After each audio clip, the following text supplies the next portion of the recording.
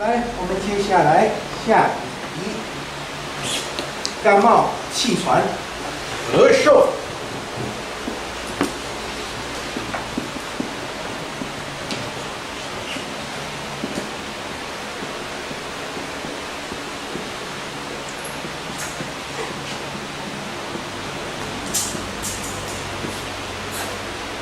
有常发生感冒啦、咳嗽的这种常发生的，还有气喘，它的心灵成因啊，一定要带进去，这是一个字。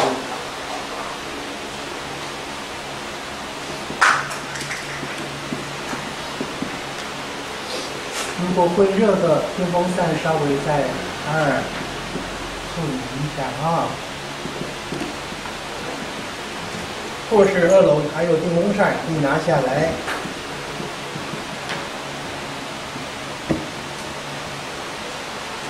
不要因为上课而中暑了。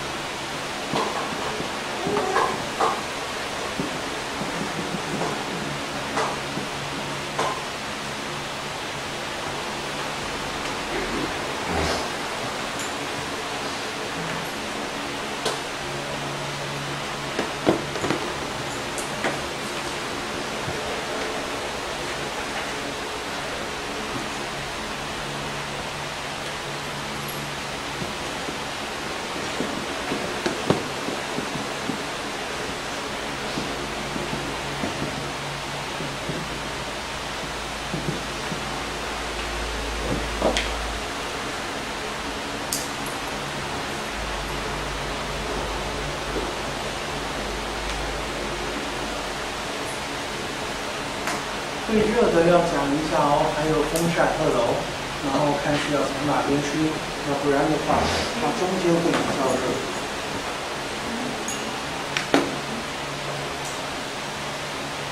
怎么样？地比较滑。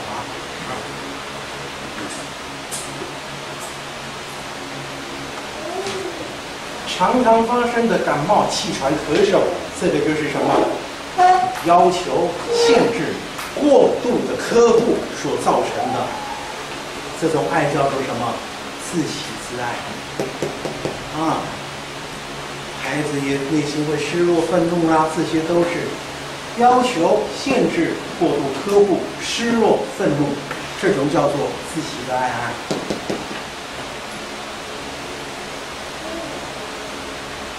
要求孩子要这样子，限制孩子这样子。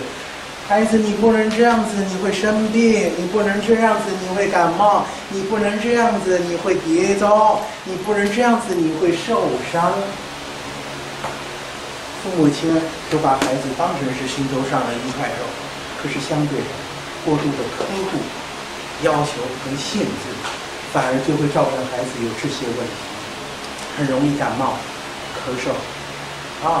气喘，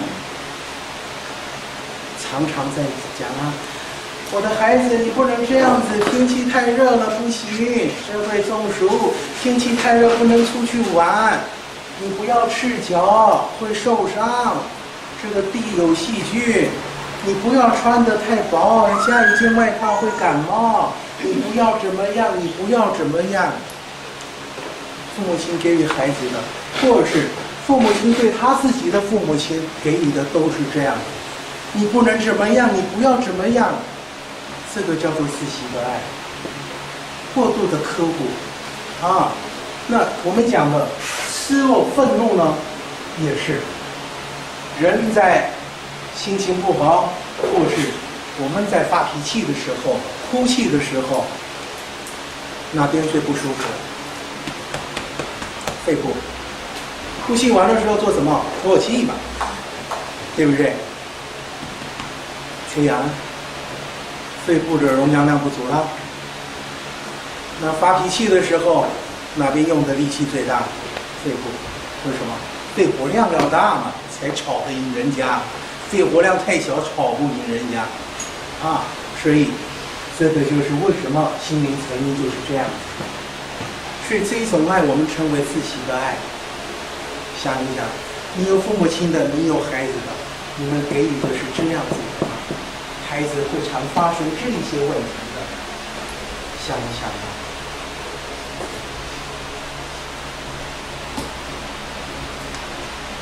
孩子都是心头肉，很疼，可是却忘记了他有他自由发展的空间。以前日据时代的时候没有拖鞋嘛，赤脚都是田里面，对不对？那样的孩子最好最健康，顶着大太阳最棒。可是现在呢，做什么？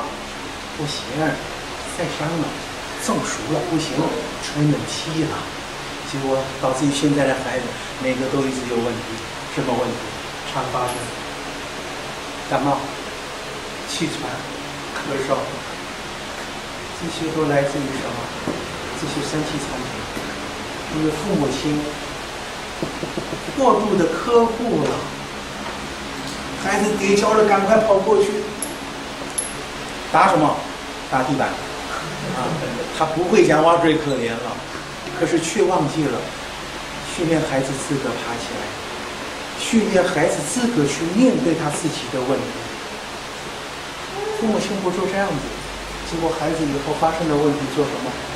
回来就是爸爸妈妈我怎么了？爸爸妈妈我怎么了？那事情一发生的时候，上了电视的时候，父母亲讲的都是什么？这孩子好乖哦，在家乖到不行，不可能做这样的事情。好了，问题都来了。为什么社会会有这么多的问题出现？都是来自于这些。